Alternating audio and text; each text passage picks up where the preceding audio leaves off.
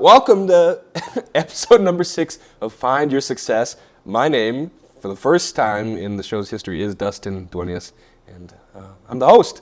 So welcome, and we've got Paul Gallegos hanging out with us today from Cutbow Coffee. How's it going? Good, great. Good morning. Thanks for being here, Dustin. Yeah. And Jonathan. Jonathan's a longtime customer of ours. He's a good guy. He really is a good human being, and he's been a big piece of making this whole process work. So he knows some amazing human beings, and I'm happy to meet another one of Jonathan's good friends. I'm glad you're here. Yeah, thanks. It's a wonderful shop. Thank you. It's a wonderful shop. So Cutbow Coffee, where did the name come from? Cutbow is a hybrid trout. It's a cross between the state fish, the Rio Grande cutthroat, and the rainbow trout, and it's a very common hybrid that exists up in the waters here in New Mexico.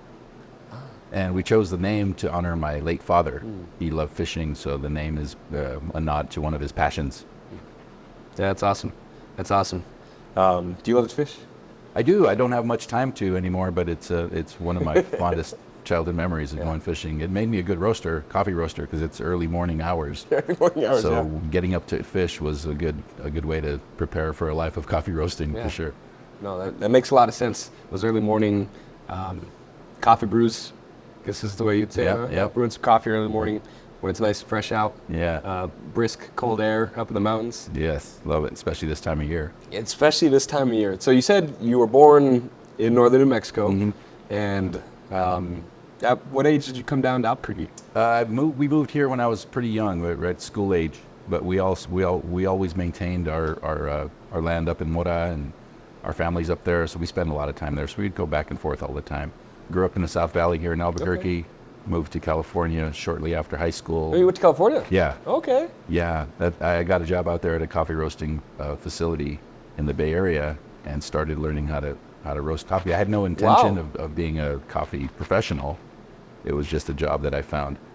Did you move to California for that job, or you moved to California and then you found that job? My wife went to school out there, so I just went to be with her. Yeah, she was going, so I had to go. Okay. So I didn't go there specifically for that job. But that's the job I found out there was delivery driving in a warehouse for a warehouse. Wow. And they had a coffee roastery, and I showed some interest and started cupping and tasting coffee, and then I started learning how to roast coffee. That was in the early 90s. Moved back to Albuquerque in 2016 and started Cutbow. So, relatively recently, yes, you came back to Albuquerque, came back to New Mexico. Wow, okay, well, I didn't know that part of your story. I'm glad we got to share it. Well, we're recording now, that's very cool. Yeah, it's great to be back home. Yeah, well, I know it's been a while, but welcome back. We're glad that you're here. I'm glad to be here too. What you're doing here is awesome. The coffee scene in Albuquerque is thriving. I've kind of had from when I was living in California, I was kind of keeping an eye on what was happening here. The brewery scene had taken off, and coffee started to kind of rise up on those kind of coattails. Yeah. And right now it's just phenomenal. There's some really good coffee roasters here in Albuquerque, so it's wonderful to be part of that community. Coffee kind of inspires a community. The coffee shop is where people gather and talk and argue and discuss, and there's so much community things happening within a coffee shop. So it kind of makes it easy to be part of that community when there's already the impetus for that. The coffee is kind of it inspires those kind of discussions. I love that. I feel like coffee is one of those things that you can enjoy with someone where you know that there's a dedicated time set to have a conversation. One of my mentors, his thing is cigars, and he would share those with some of his relationships, and he always knew that there's a start and an end, and you could talk in between, but at least you know when it's going to end, good or bad. Yeah. There's a start and an end to it, and you don't get too carried away. And I think about that with coffee. Interesting. You got like a time limit with coffee to enjoy someone's presence. Man, for sure. I'd never realized that correlation between the cigars and coffee. It's very, very similar. They can be very high end, or it could be low end. But if you want to have something very, very exclusive, you can have a high end cigar, a high end cup of coffee, and have a kind of a moment to celebrate some of the finer things in life. Yeah. It's a luxury. Yeah. Yes. Dedicated time with a person to enjoy just a wonderful, one of life's greatest gifts. Yeah. Really. Also makes you kind of pause and slow down. You can't rush it. You can't rush a cigar. Yeah, exactly. You can't really rush a cup of coffee if it's too hot. You know, you have to kind of let it cool, and you can enjoy it that way. Very, very similar.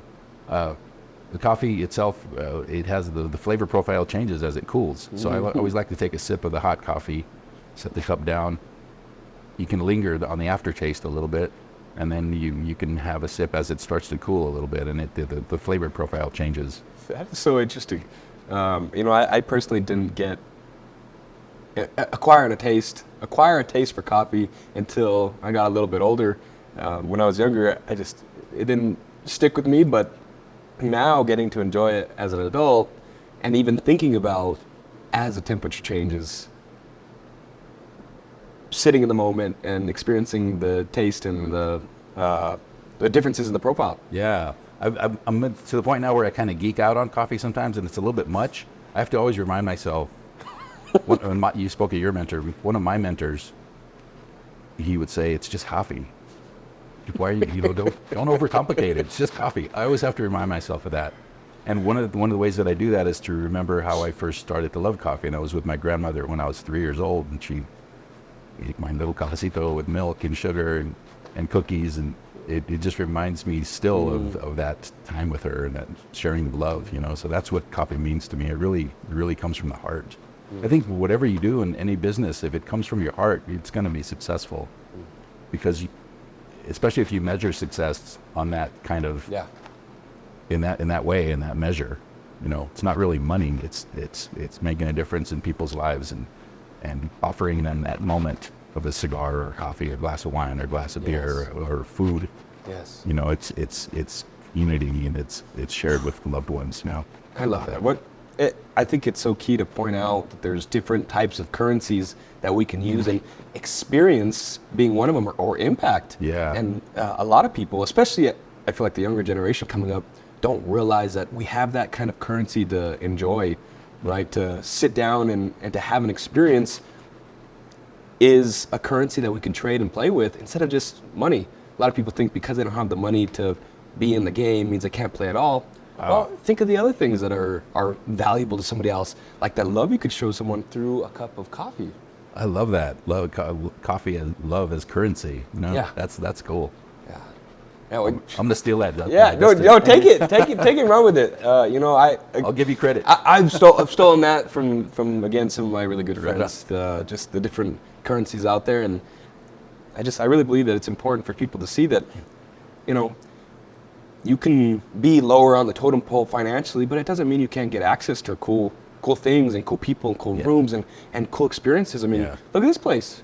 Right? All it takes is being willing to step in this door and maybe having a conversation with somebody to have a really good experience, to experience the love that you're providing. It's important too to offer that to people, no matter what their socioeconomic status is. We want to invite everybody in. Coffee shops generally do that, because you can come into any coffee shop and get a cup of coffee for $2.50, or you can spend $8 on a frou-frou drink. You know? But it's not exclusionary at all. You know, it should be inclusive. Yeah, for sure. No, I think that's so cool, and I'm glad that we got to share this again on the episode. It's just a really solid point for people to understand and for people to see that there's more to life than just money. Yeah. Right. Not only what you can receive, but what you can give. Yeah. So don't underestimate, opening that door, saying hi to somebody, looking them in the eyes. Those little things that actually go a really long way. For sure. Well, building up to where you are now, I was going to ask you, is there like a pivotal moment that you had in your coffee journey that really just made a difference? It sounds like you finding the job in California was a pretty significant piece that led down this road, but is there any other moments that really made you realize, like, this is it, this is what I want to do for a long time? Definitely, and that has to do with the influence that my dad had on me and my family. So we named the shop Cutbow in honor of one of his passions, my late father. So he was the reason that Cutbow exists, for sure. He always encouraged me and the rest of my siblings to do whatever we could in the best way that we could. And he didn't have any. There was not a pressure to be successful, really. Just be the best that you could be. It sounds kind of simple, but that was a really that was pivotal in me because his voice is still in my head, to do that. A lot of people focus so much on the complicated stuff, but it's the simple things that are so truthful that stick right. for years. Yeah, That's awesome. Yeah, that's really neat. When it comes to the characteristics within yourself that you've cultivated over time, what things in your eyes stick out to as how you've been successful, like the principles and the strategies and the tactics that's a that great you've question. used to become who you are today? Yeah, that's a really good question. I think one thing that's led to the success of Cutbow is that we've kept, like you said, simple. We've kept our aim simple. It's one. I always think of this adage: so you can be. How does it go? You can't be everything to everyone, but you can be something to someone. And I try to simplify that in the way that we offer our products. We don't, because we get asked every day, do you have breakfast burritos? And we don't. We don't. I can't control the quality of that. I can control the quality of our coffee. I offer the best coffee that I can find in the world, and I really strongly believe that adage or that tact will spread through the rest of the products that we have. The simplified menu, we don't have a lot of stuff, but it's all. I was asked myself, is it as good as the coffee? So if I can make everything else as good as the coffee, and I know the coffee is good, because I've spent a lot of time procuring the best coffees on the planet. So that's the question that I ask: is it as good as the coffee? And some things that I can control. Here at Cutbow, those things have to be as good as the coffee. So keeping a simple offering, not offering too much, but the things that we do offer, they're at the very highest level that they can be. I think that's great. That mindset, I think, is fantastic, and your willingness not to fall to the pressure of not having everything right when someone wants a burrito, being able to say no, and trusting in the process, the belief system that you have, I think is fantastic. Yeah. A lot of people don't have that ability to say no because they feel like it's going to drive people away, but it's counterintuitive. If you're willing to say no, you're going to get more of the people that are willing to say yes to your personal preferences of success, and this is it. This is your preference. It is, and I can tell people to go to 10 different places in a 2-mile radius to get a great breakfast burrito. I mean, there's all kinds of places they can do that, So in that way, we can kind of share the wealth with other local companies. We don't do burritos here, but we can go down the street. That is fantastic. Yeah, I hope a lot of people pick up on what you're putting down there and be willing to say no, but also driving commerce to the other people in our circle, locally or beyond that. Just the people who are also providing an excellent service, being able to drive and share clientele and that love with them. Yeah. What goes around comes around. You brought something up that I didn't even know that I had in my head, and that was to say no. And that's something I had to learn. I had to learn to say no. My wife was always on say yes to everybody's asking for everything. We had breakfast burritos for a couple of weeks, and it didn't work because I said yes to the vendor. Yeah. So saying no is a very important skill to get. Was to it learn. hard? Was it hard to learn? Very, very, very. We want to please everyone. Yeah, kind of hurts the ego a little bit. A little bit. But it's important to do for a small business person to focus, and to maintain that focus. Sometimes you have to say no to people, but in the long run, I think it's beneficial. There's already so much to work on, right? If we took on everyone's preferences, it would drive us nuts. Yeah. It's already hard. Yeah. It's already ridiculously hard. That's true. Well, when you moved back to New Mexico, what inspired you to open this place up? Definitely my dad. Which makes sense. Yeah. So it was really easy to form a vibe and a style of what Cutbow is with all of his influences for visuals. All the fishing gear and all of his pictures on the wall, and it was really easy to curate this kind of look here because of that. Yeah. My family, you know, I have 2 kids, and they were growing up in California without knowing their roots and not knowing the carencia that we should have with the land that we come from.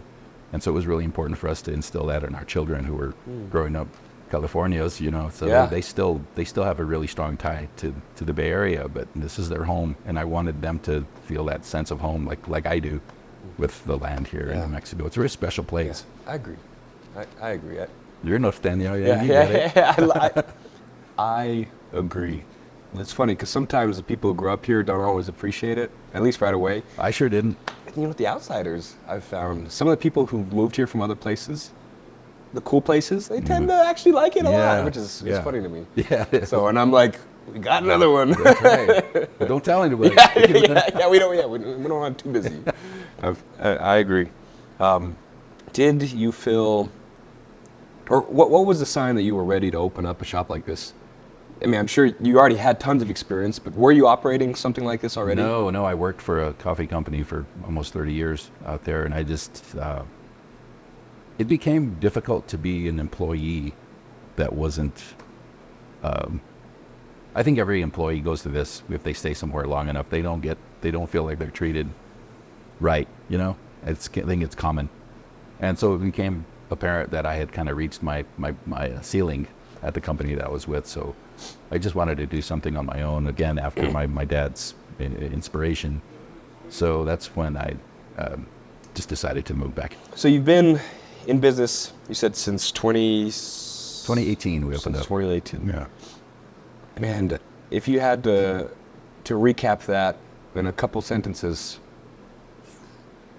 could you even do that? That would be difficult. You know, half of the time we were open was during the pandemic, so that was just the rug was pulled out from everyone. And that's one thing that kind of kept my head above water during that whole time, was I would realize everyone's going through this, because it seemed so isolated. It's at times it seemed like it was like the problems we had were just ours, but everyone was suffering. Everybody was going through the same thing. Everyone had to wear a mask. You know, it was difficult. So we had to think outside the box. And Jonathan was reminding me of how we used to deliver to customers in our own vehicles. We just take coffee out to them, and we had the windows open. We had the doors were closed, but the windows were open. It was weird. So that whole time was a good chunk of our existence. So it's hard to correlate how everything works together. But now that we're open again, it's wonderful. It's such a great feeling to open our doors and have people come in. There have been grown men who come in and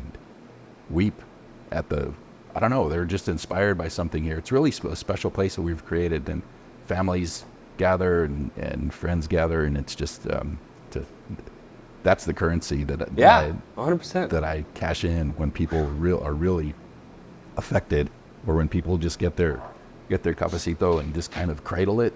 It's such a great feeling, because I know that they're really enjoying that moment, you know. Yeah, that's really sweet. And speaking of different worlds, COVID, that time period really was a different world. I mean, operating in a way that nobody had ever really had to operate like that before. And I like that you pointed out that there was a sense of community almost around suffering together. Yeah. And the power of going through hard times like that together, and the importance of having people who have your back and having their back as well. Yeah. I think that's a interesting point to pull out of COVID, in maybe something like kept your head above water. Yeah, for sure.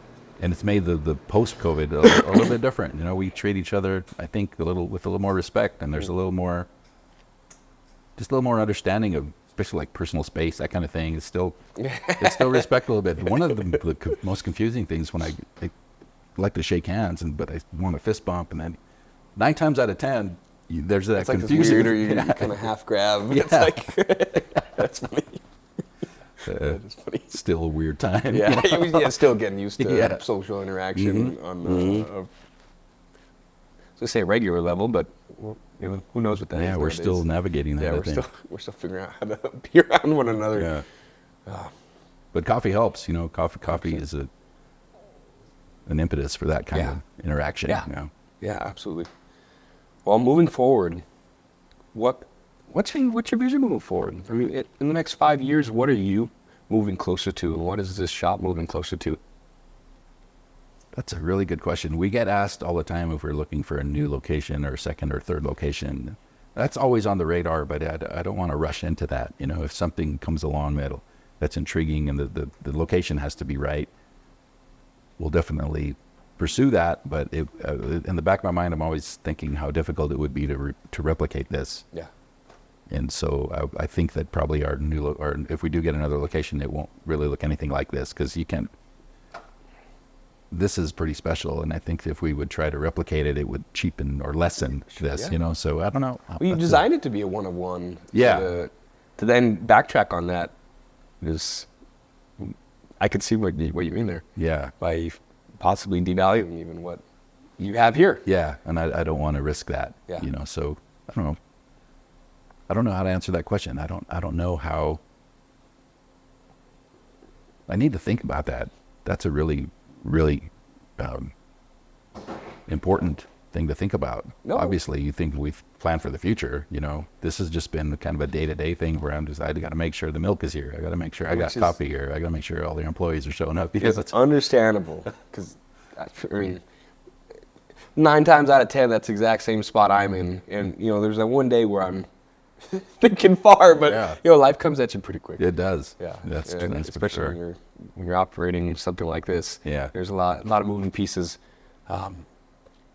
What would you say, or what's your definition of success? Or when will Paul know he's successful? I'm still, I know that Cutbow is successful, but I'm still inspired and motivated to be better. You know, especially with coffee roasting, it's a good way to illustrate that you can't really rest on any laurels. You know, if I have a really good roast today,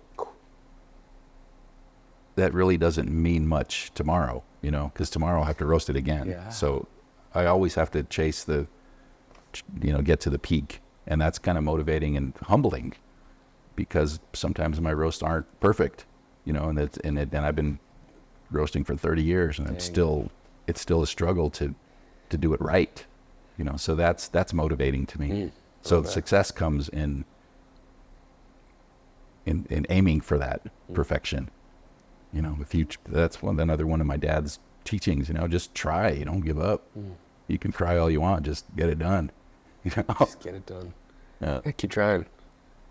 Again, simple, yeah, but profound. Yeah. It's like, hey, don't quit. You know, have maybe a little bit of confidence in your next go around. Yeah. Have a short-term memory with some things, perhaps. Yeah. Right. If you mess up. Yeah. Don't dwell on it. Don't dwell on it. Yeah. But learn from it. Bingo. You don't have to let it destroy you.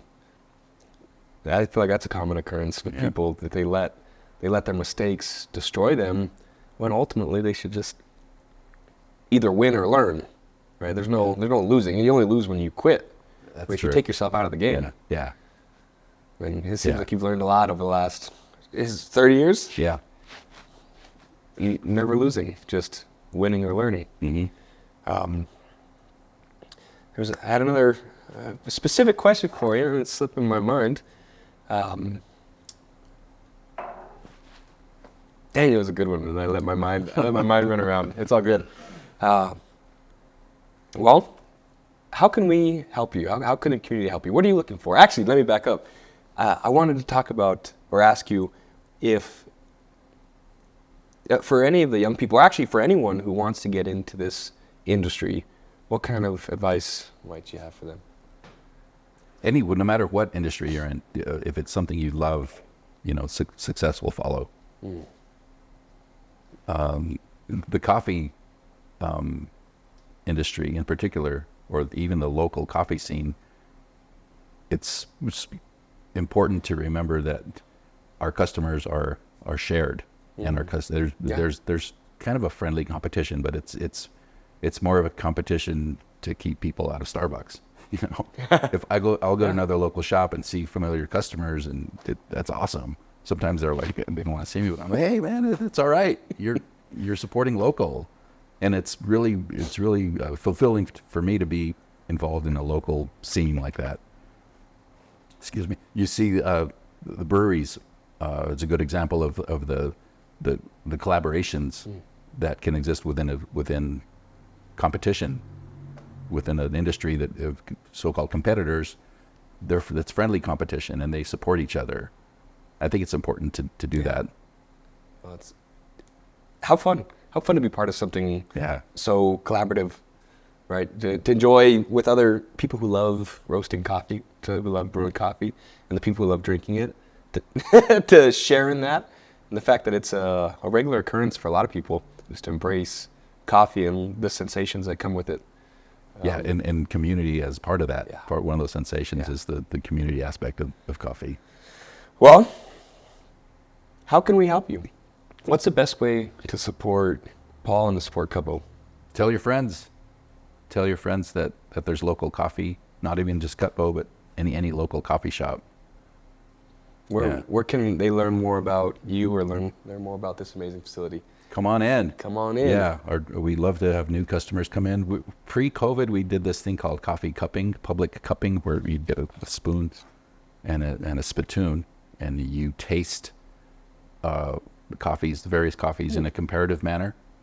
And it's the way that the coffee professionals in the industry evaluate coffee for quality, but we would offer it to our customers, just small groups of 6 or so. But it was always kind of a not the most hygienic practice, because there's only one cup and everyone's sharing off the same cup. So post-COVID, we're still trying to find a way to modify that. Incorporate something like that. and do that for our customers. That's a wonderful way to learn about coffee, because you can taste the coffees next to each other. Yeah, well, you and I might have to do those one of these days, Jonathan. I think that's awesome. 2 different cups. Yeah, I got cooties or germs or something. But where can people follow you? What's your Instagram? Instagram is Cutbow Coffee, Facebook, Cutbow Coffee, our website, cutbowcoffee.com. And your address? Our address is 1208 Rio Grande Boulevard, just north of Old Town. All right. And of course, if you just Google Cutbow, it shows up right on top. Yeah. And that's probably the easiest way to just show up and walk through the doors and to find Paul here brewing and roasting some coffee. Well, I guess that's about it. Is there anything else that you'd like to share, or any final words? Not really. Thank you guys for doing what you do. I love that you're getting the word out on local businesses. It's really important, and we appreciate it, because it takes that kind of grassroots style of journalism that I really appreciate. So thank you for what you guys do. Well, of course.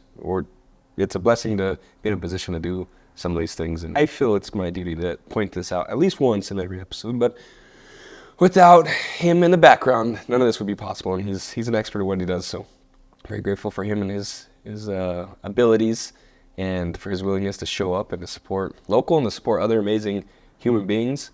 So thank you, Jonathan. Thank you, Jonathan. Yeah, no, don't get too excited there. But thanks again for showing up and hanging out and sharing your story, sharing a little bit about the shop, and for having us in here having some coffee. Thanks for being here. It's very much appreciated. Right on. Appreciate you. All right, this has been episode 6 of Find Your Success, and it's been a ton of fun. Looking forward to you checking out this episode. My name's Dustin once again, and we'll see you next time.